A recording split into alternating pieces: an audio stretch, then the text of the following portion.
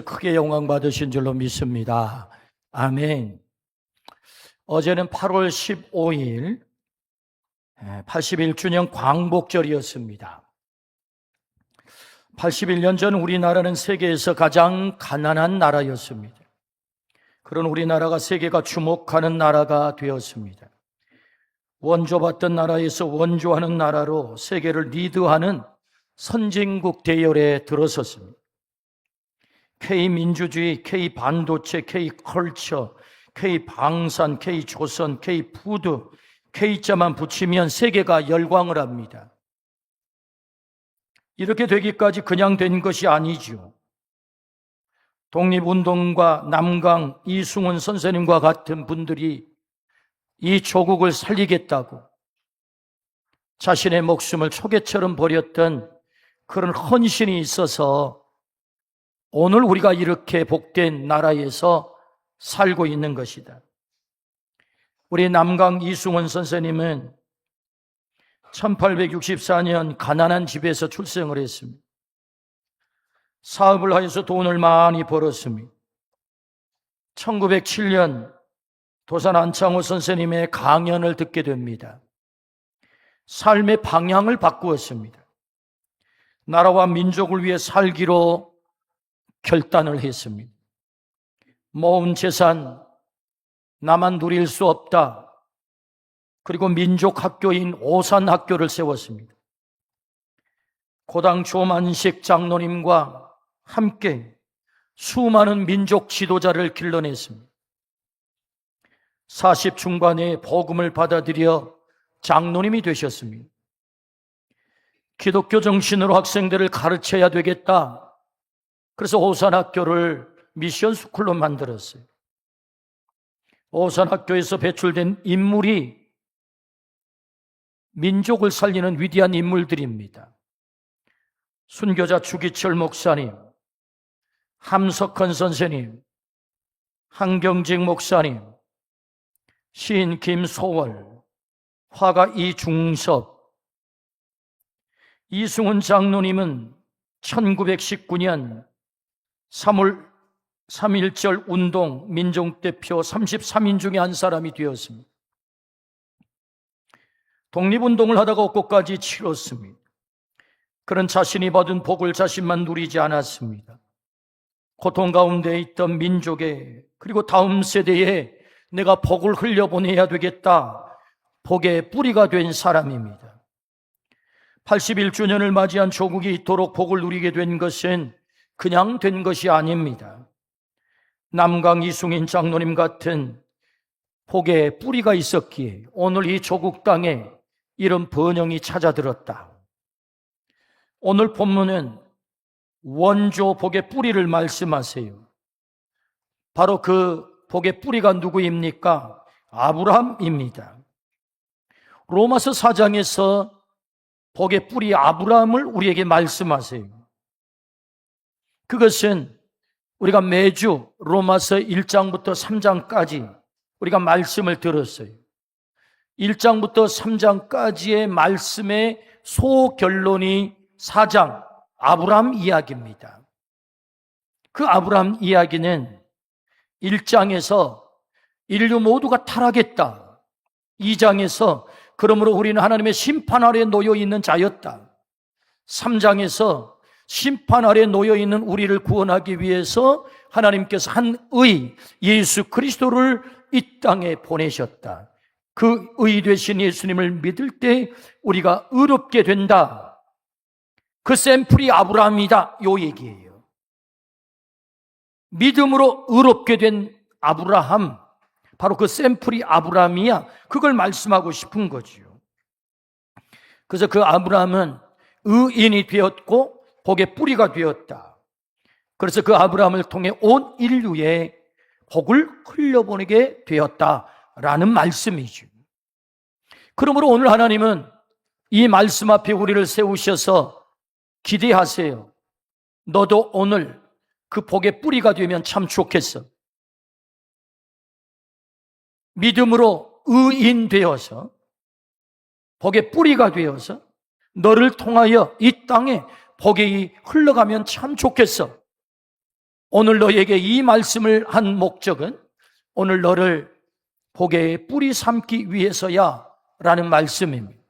그러므로 오늘 주님의 기대처럼 우리 모두가 의인되고 복의 뿌리가 되어 우리를 통하여 복이 흘러가기를 주의 이름으로 축원합니다.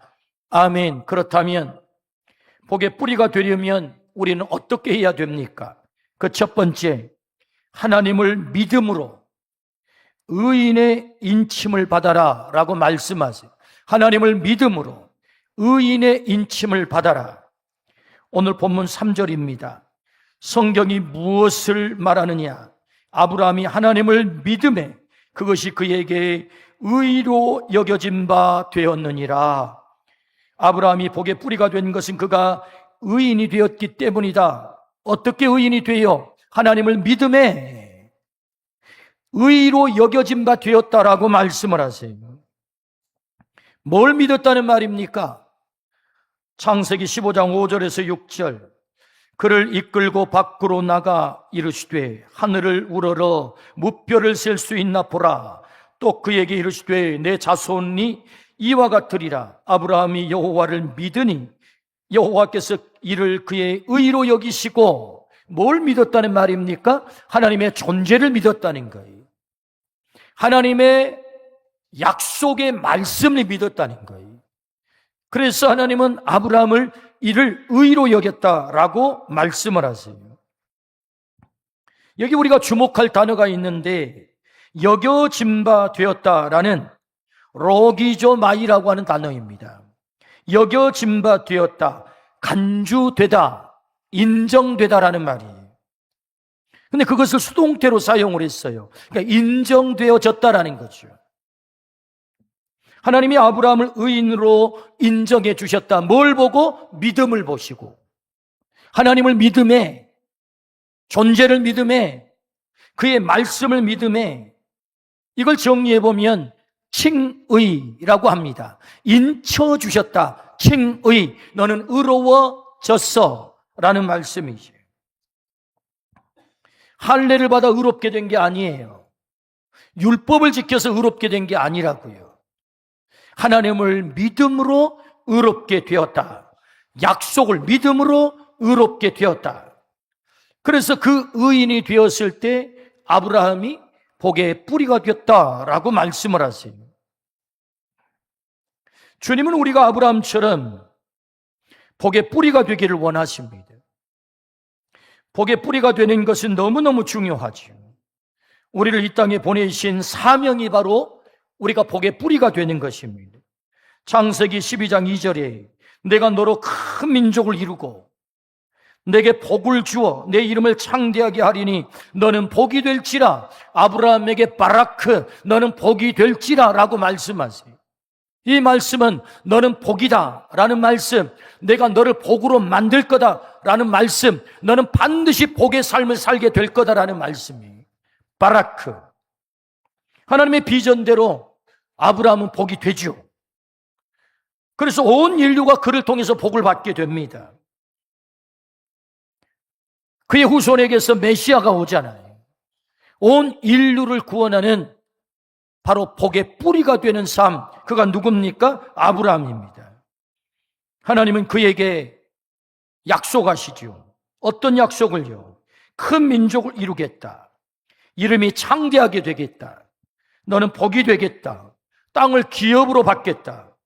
너는 승리하여 대적의 성문을 얻겠다. 하나님의 약속대로 이 약속이 그대로 성취되고 복의 뿌리로서 온 인류를 구원하는데 아브라함이 쓰임받은 줄로 믿습니다. 어떻게요? 믿음에, 하나님을 믿음에 의로 여겼다. 의인 되게 하셨다. 인쳐주셨다라고 말씀하세요. 오늘 또 우리가 하나님을 믿을 때 그 믿음을 보시고 나를 의인으로 인쳐주실 줄로 믿습니다. 칭의. 너는 의로운 자야. 의인이야. 의인된 이 복을 우리 모두가 누리기를 축복합니다. 그렇다면 맞아요, 하나님. 내가 하나님을 믿어 그 의인, 복의 뿌리가 되고 싶어요. 도대체 그 믿음이라고 하는 것을 내가 갖고 싶어요. 그 믿음은 도대체 어떻게 내 것이 되는 것입니까? 이런 질문이 생기잖아요. 아브라함이 믿은 것처럼 나도 그렇게 하나님을 믿고 싶어요. 그래서 두 번째 우리에게 주신 말씀은 그 믿음이 어떻게 생기는 것인가? 두 번째, 믿음의 발화 지점에 거하라 라고 말씀하세요. 발화라고 하는 말은 싹이 나는 걸 말하잖아요. 믿음의 발화 지점에 거하라. 그럴 때 네 안에 믿음이 생긴다는 거예요. 씨앗이 싹을 틔우고 자라려고 한다면 필수 요소가 있죠. 3대 요소라고 하죠. 물, 산소, 온도. 그래야 싹이 틉니다. 이걸 필수 3대 요소라고 하죠. 한 가지도 빠지면 싹이 안 터요. 그런데 싹이 터서 계속해서 이 싹이 성장하려면 두 가지 요소가 더 플러스 돼야 되죠. 하나는 태양빛, 또 하나는 영양분. 그러니까 그 싹이 성장하려면 5대 요소가 필요하다고요. 물, 그리고 산소, 그리고 적당한 온도, 그리고 태양, 그리고 영양분. 그래야 싹이 터서 자란다. 우리의 믿음도 똑같다. 그냥 믿음이 생기는 거 아니다. 그냥 믿음이 자라는 게 아니다. 그래서 우리의 믿음이 발화하기 위해서는 반드시 3대 요소가 있어야 해요. 3대 요소. 그 3대 요소가 무엇입니까? 첫 번째가 신비적 요소예요. 신비적 요소, 신비적 은혜입니다. 창세기 12장 1절에 여호와께서 아브라함에게 이르시되 너는 너의 고향과 친척과 아버지의 집을 떠나 내가 내게 보여줄 땅으로 가라. 아브라함이 하나님께 선택을 받았어요. 더 잘났기 때문인가요? 뭔가를 대단한 일을 했기 때문인가요? 더 거룩했기 때문인가요? 아닙니다. 아브라함이 아버지 데라의 가업을 물려받아 가지고 우상 만들어서 먹고 사는 그런 범부예요. 범부. 평범한 사람, 잘날 것도 없고 똑똑한 것도 없고 더 거룩한 일을 한 사람도 없는. 근데 하나님이 아브라함에게 찾아온 거예요.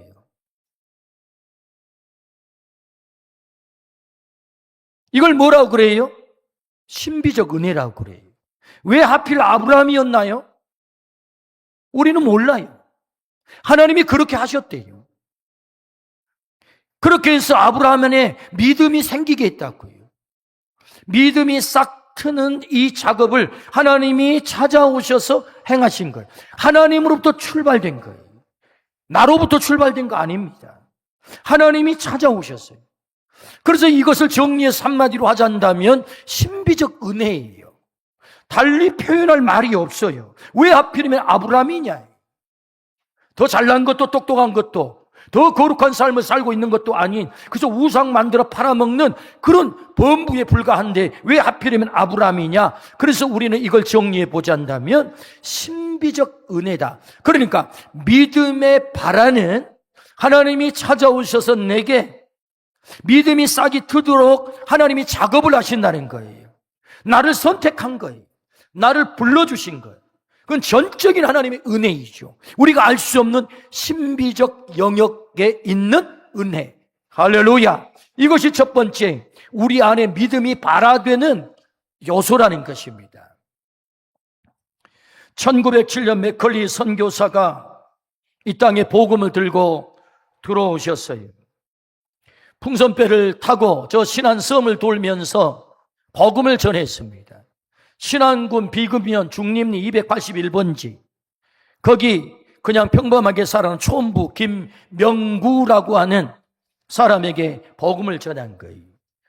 그래서 이 촌부가 복음을 받아들였어요. 예수님을 믿게 된 거예요. 그리고 그 아들에게 그 복음을 전수했어요. 또 그 아들은 그 아들에게 복음을 전수했어요. 또 그 아들이 누굽니까? 김원웅입니다. 우리 할아버지가 어느 날 맥컬리 선교사가 복음을 들고 오셨는데 그 복음을 받아들여서 결국은 아버지에게 복음이 전수되고 저에게 전수가 된 거예요. 굳이 어떻게 해서 당신은 믿음을 갖게 됐어요? 저에게 묻는다면 제가 할 말은 딱 한 가지, 신비적 은혜. 아니, 저 미국 땅에 살고 있는 잘 먹고 잘 살고 있었던 맥컬리라고 하는 사람이, 그 목사님이 왜 하필이면 저 신안에 그 풍선배를 타고 목숨을 걸고 복음을 전했냐고요. 어떻게 우리 할아버지가 그걸 듣게 됐느냐고요. 신비적 은혜라고 하는 말 외에는 설명할 길이 없는 것입니다. 김원웅 목사, 당신에게 그 믿음이 어떻게 생겼어요? 예, 그건 하나님의 은혜, 알 수 없는 신비적 은혜예요 라고 대답할 수밖에 없는 거죠. 믿음의 시작은 하나님으로부터 출발하는 겁니다. 그러므로 결과론적으로 설명을 해보자면, 오늘 여기 믿음에 대해서 듣게 하신 것 자체가, 오늘 우리를 이 자리에 불러 오늘 믿음에 대해서 듣게 하신 이 자체가 뭐예요? 하나님이 나를 사랑하여 시작하신 신비적 은혜의 시작이에요. 사건이에요. 나를 구원하기 위한, 나에게 믿음을 갖게 하기 위한 하나님의 시작의 작업이다. 우리에게 믿음을 갖게 하신 하나님의 작업, 그것이 우리를 이 땅, 이곳에 불러주신 거예요. 그래서 말씀을 듣게 하신 거예요. 믿음의 발화는 나로부터 시작된 게 아니에요. 하나님으로부터 시작이 됐다. 그분이 찾아오셔서 나에게 믿음이 시작되도록 작업을 하신 거다. 그걸 다른 말로 표현하면 하나님의 선택이에요.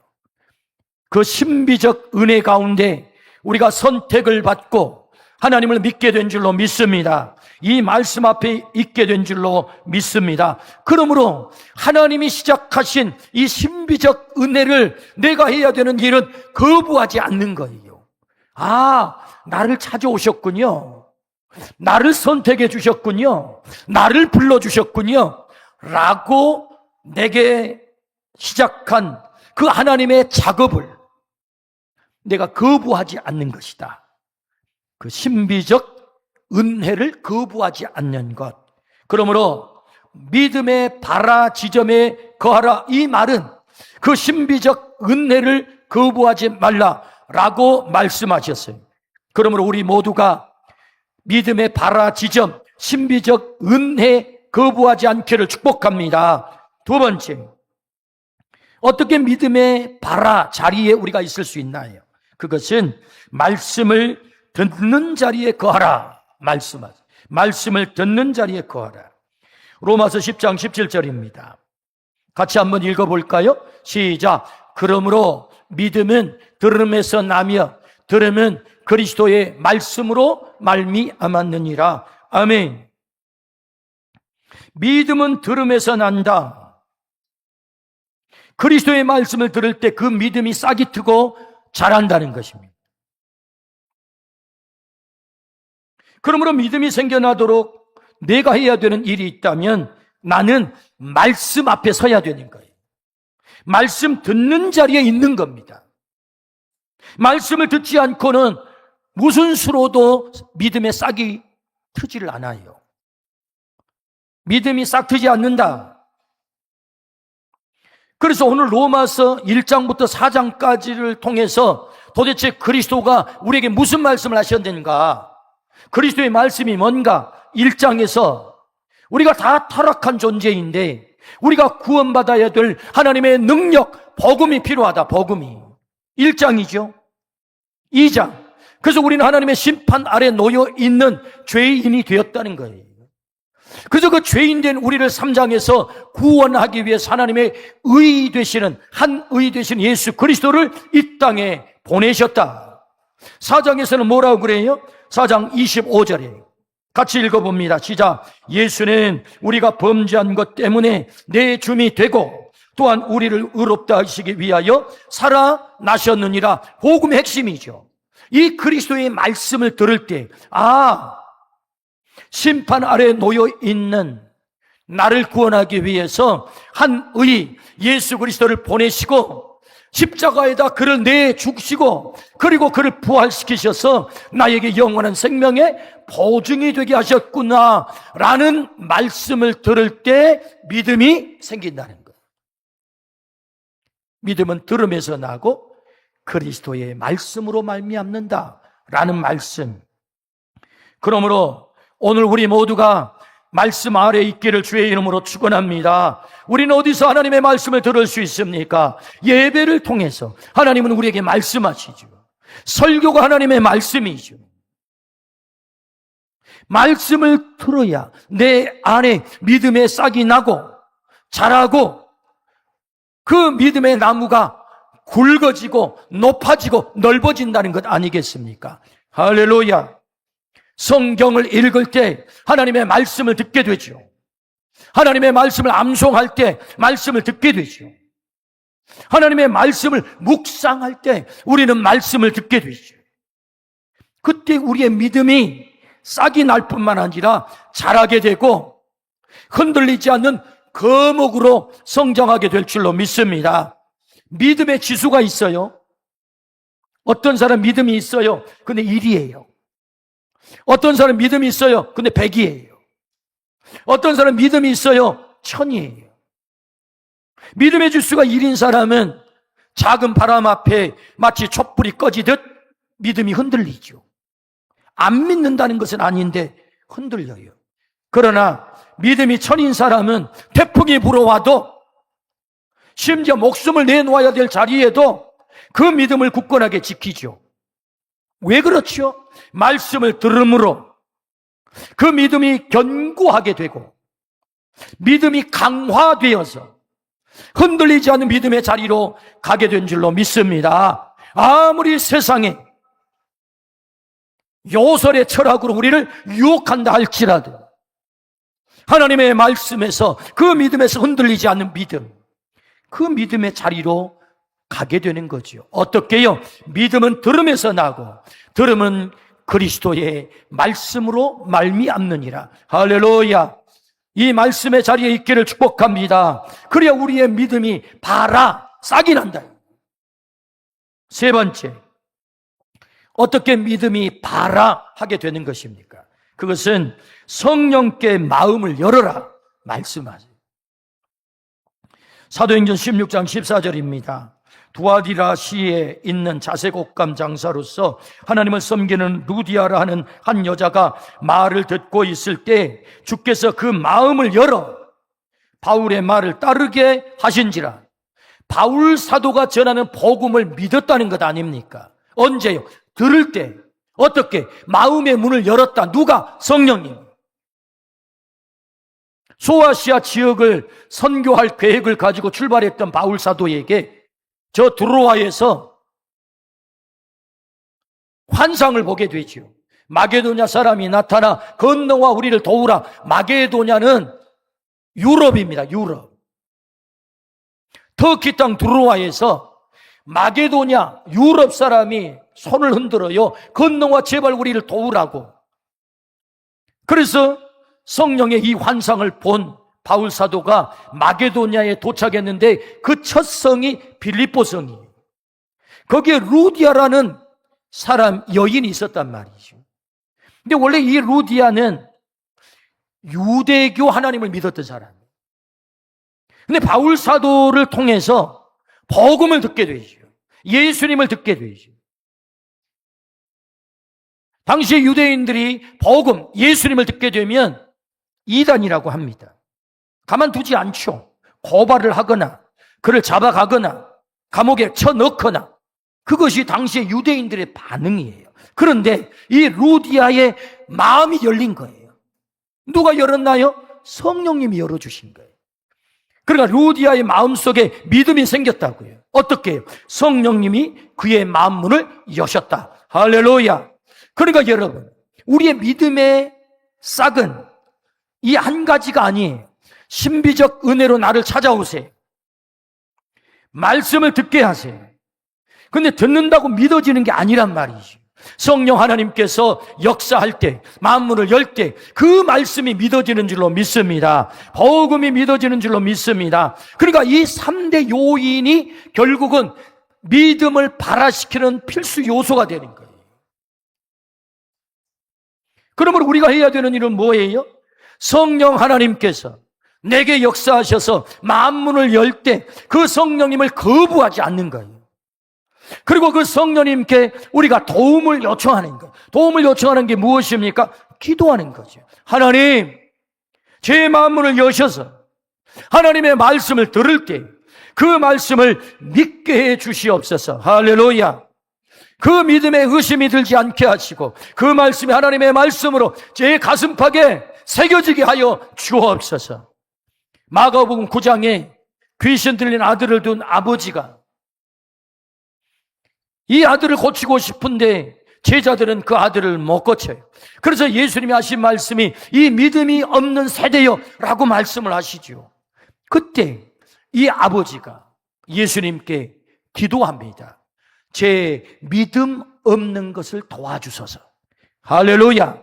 그러니까 믿음 없는 것을 도와달라는 말은 하나님께 간구하라는 말이고 기도하라는 말이고, 무엇을 기도해야 되는 것입니까? 성령님, 제 마음을 여셔서 하나님의 말씀을 받게 하시고 그리고 예수 그리스도를 믿게 해 주옵소서. 할렐루야. 그러므로 여러분, 믿음의 발화 지점에 거하라는 말은 신비적 은혜를 받아들이라는 것이고 말씀을 듣는 자리에 있으라는 것이고, 성령님이 내 만문을 여실 때 거부하지 말라는 말입니다. 그럴 때 내 안에 아브라함이 하나님을 믿음으로 의인이 되고 복의 뿌리가 된 것처럼 오늘 우리도 그 의인으로 인침받게 될 줄로 믿습니다. 아멘. 마지막 세 번째, 그렇다면 왜 우리를 복의 뿌리로 만드십니까? 그것은 복을 흘려보내라. 나를 복의 뿌리 삼아주신 목적이 정확해요. 복을 흘려보내라. 오늘 로마서 4장 18절 같이 한번 읽어봅니다. 시작. 아브라함이 바랄 수 없는 중에 바라고 믿었으니 이는 내 후손이 이같으리라 하신 말씀대로 많은 민족의 조상이 되게 하려 하심이라. 아멘. 하나님께서 아브라함을 믿음으로 의롭게 하셨어요. 많은 민족의 조상이 되게 하셨어요. 민족의 조상이라는 말은 복의 뿌리가 되게 하셨다라는 말씀입니다. 창세기 12장 3절 하반절에 땅의 모든 족속이 너로 말미암아 복을 얻을 것이라 하신지라. 하나님은 약속대로 아브라함 때문에, 하나님 약속대로 아브라함 때문에 온 인류가 복을 받았어요. 아브라함의 후손으로 메시아가 오셨어요. 아브라함은 복을 온 인류에게 흘려보내는 거룩한 사명을 감당했습니다. 복의 뿌리를 삼은 목적이 정확하죠. 그것은 복을 흘려보내는 것입니다. 하나님은 오늘 또 나를 의인 되게 하셔서 너는 복의 뿌리야. 복의 뿌리로 삼으신 목적이 분명해요. 그것은 복을 흘려보내라. 여러분, 복을 흘려보내기를 주의 이름으로 축원합니다. 그래서 신비적 은혜로 나를 선택한 거예요. 복음을 듣게 하셔서 그 복음을 믿게 함으로 나를 의인 되게 하신 거예요. 성령께서 마음문을 열어 하나님을 아버지로, 예수님을 구주로 고백하여 이제 너는 의인이야 칭의 해 주신 거예요. 그러므로 오늘 우리가 복의 뿌리가 됨을 믿고 의의 옷을 입혀주심을 믿고 복을 흘려보내는 이 거룩한 사명을 온전히 감당하기를 주의 이름으로 축원합니다. 로마서 4장 3절 아브라함이 하나님을 믿음에 그것이 그에게 의로 여겨진 바 되었느니라. 여기 아브라함 대신에 여러분의 이름을 넣어보십시오. 원웅이가 하나님을 믿음에 그것이 그에게 의로 여겨진 바 되었으니 여러분의 이름을 넣은 것과 똑같다. 하나님은 우리를 복의 뿌리가 되게 하신 줄로 믿습니다. 바라크, 너는 복이 될지라. 내가 너를 너의 가정에 보낼게. 네가 그 복의 뿌리가 되어 너의 자녀들에게, 너의 가족에 복을 흘려보내게 하면 좋겠다.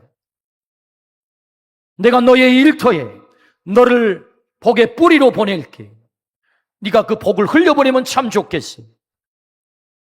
아직도 어둠 가운데 죽어가는 생명이 있잖아. 그에게 이 생명의 소식, 이 복을 흘려보내면 좋겠어. 네가 머무는 그 자리, 삶의 자리로 내가 오늘 또 복의 뿌리가 되어 복을 흘려보내는 자로 너를 보내고 싶어. 오늘 우리가 순종하여 가면 우리를 통해서 우리의 삶의 자리에 머무는 사람들이 복을 받게 될 줄로 믿습니다. 아멘. 제 서재 책상에 앉으면 눈앞에 보이는 곳에 제가 가장 아끼는 사진이 한 장 있습니다. 물론 빛바랜 사진이지요. 요 사진입니다.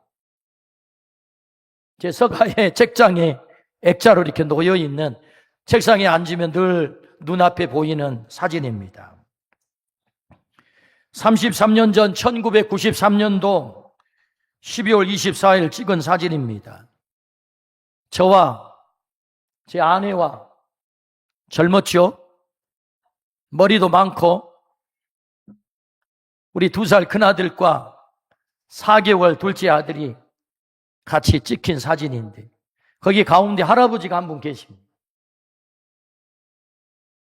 그 할아버지가 누구처럼 보입니까? 제 아버지는 아닙니다. 제 아버지는 아니고, 제가 존경하는 영락교회 목회하셨던 한경직 목사님이세요.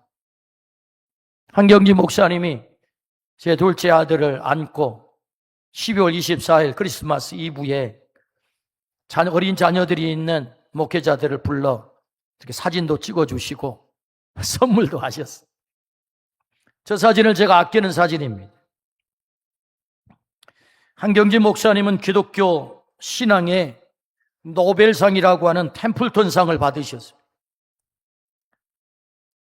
그 템플턴상 그 상금이 7억 8천만 원이에요. 당시에. 지금부터 34년 전에. 제가 조사를 해봤어요. 당시에 서울의 아파트 값이 얼마인가 했더니 30평 강북의 아파트가 2억 했더라고요. 2억. 그러니까 거의 뭐 3채에서 4채를 살, 요새로 말하면 여러분 서울의 30평 아파트가 30억, 50억 갑니다. 위치에 따라서. 얼마나 큰 금액이겠어요. 물론 그 상금을 교회에 내놓아 장학금으로 사용을 하고 있습니다만은, 은퇴 후에 교회는 남한선석 주변에 주택을 하나 준비해서 거기 거주하도록 하셨어요. 그래서 94세에 천국을 가셨죠. 남한선성에 거주하시는 목사님에게 한국에 내놓으라 하는 교회 훌륭한 목사님들이 인사차 한 목사님을 찾으셨어요. 차를 마시며 담소를 하고 헤어지는 길에 한 목사님이 목사님들에게 간곡하게 부탁을 했어요. 목사님들, 예수님 잘 믿으세요. 훌륭하신 목사님들이에요. 그 목사님들에게 부탁했어요. 예수님 잘 믿으시라고. 평생에 예수님 잘 믿어보려고 몸부림을 쳤던 목사님이십니다. 그래서 저도 그것을 기억하면서 책상 앞에 이 사진을 놓고 바라볼 때마다 한 목사님이 저에게 꼭 음성을 들려주시는 것 같아요. 김 목사, 예수님 잘 믿고 있어? 예수님 잘 믿고 있어? 그런 음성이 사진을 볼 때마다 들려오는 듯합니다. 복의 뿌리가 되어 수많은 사람들에게 복을 흘려보낸 그 목사님처럼 나도 예수 잘 믿고 복을 흘려보내면 참 좋겠다. 사진을 볼 때마다 다짐을 해요. 그런 목사가 되기로. 우리를 왜 복의 뿌리를 삼으셨을까요? 우리를 왜 의인 되게 했을까요? 너는 복을 흘려보내면 좋겠다.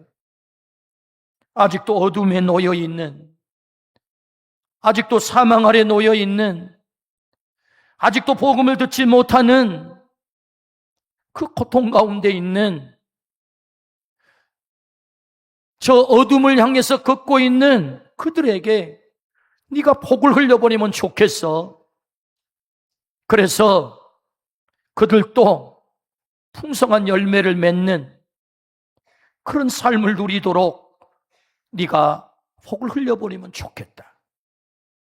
그리하여 하나님이 우리를 복의 뿌리 삼은 줄로 믿습니다. 어떻게요? 하나님을 믿을 때 신비적 은혜로 나를 찾아오시고 복음을 듣게 하시고 성령님께서 내 마음 문을 여셔서 예수 그리스도를 믿어 의의 옷을 입히시고 너는 의인이야 인쳐주시고 그리고 나를 복의 뿌리가 되게 하신 줄로 믿습니다. 그러므로 복을 흘려보내는 이 거룩한 사명을 내가 가는 자리가 복된 자리, 내가 만나는 사람이 복된 사람, 내가 하는 일이 복 있는 일, 그 복을 흘려보내는 삶 사시기를 주의 이름으로 축원합니다. 아멘. 기도하십시오. 81년 전 고통의 땅 은혜로 해방시켜 주시고 오늘 이렇게 80여 년 만에 아름다운 조국 땅, 번창하는 조국 땅, 세계가 주목하는 조국 땅 되게 하신 것 감사합니다. 복을 흘려보냈던, 복의 뿌리가 되었던 위대한 우리의 믿음의 선진들 때문에 오늘 이렇게 우리가 복을 누리고 있사오니 주여, 오늘 우리를 향하여 나는 너를 복의 뿌리 삼고 싶어 주님의 이 소망, 이 비전 우리가 들어드리게 하여 주옵소서. 그래서 하나님을 믿음으로, 예수 그리스도를 믿음으로 내가 의인의 인침을 받고 복의 뿌리가 되어서 생명의 소식을, 복의 소식을 흘려보내는 자가 되게 하여 주옵소서. 하나님, 그리하여 오늘도 부족하지만 예수님 잘 믿고 복을 흘려보내는 그 삶을 살아내게 하여 주옵소서. 예수 그리스도 이름으로 기도드리옵나이다. 아멘.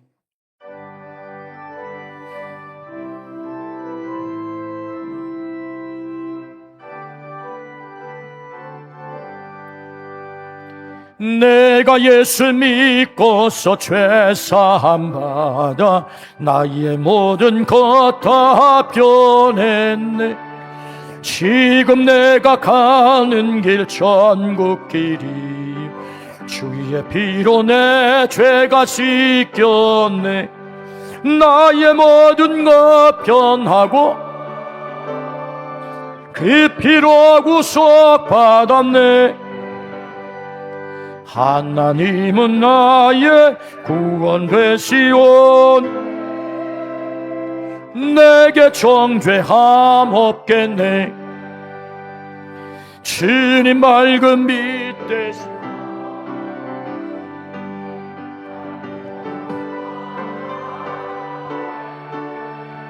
지금 내가 주 앞에 온전케 되면 주의 공로를 의지함일세. 나의 모든 것 변하고 그 피로 구속 받았네. 하나님은 나의 구원 되시오 내게 정죄함 없겠네. 내게 성령이 임하고 깊으신 사랑 나의 맘에 가득 채우며 모든 공포 내게서 물리치시니 내 맘 항상 주 안에 있겠네. 나의 모든 것 변하고 그 피로 구속 받았네. 하나님은 나의 구원 되시오니 내게 정죄함 없겠네. 만물이 주에게서 나오고 주로 말미암고 주에게로 돌아갑니다.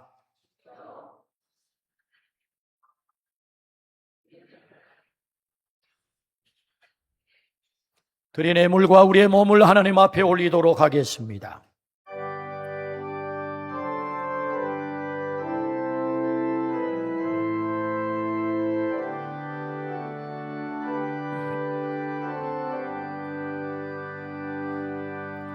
마음 가진 해리 받았으니 내 생슬프나 즐거우나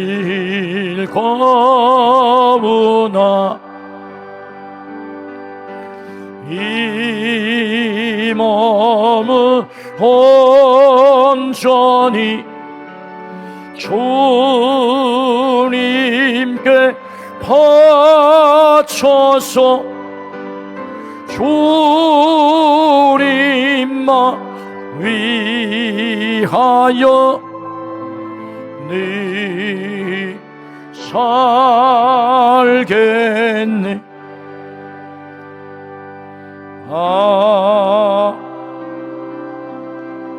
아멘.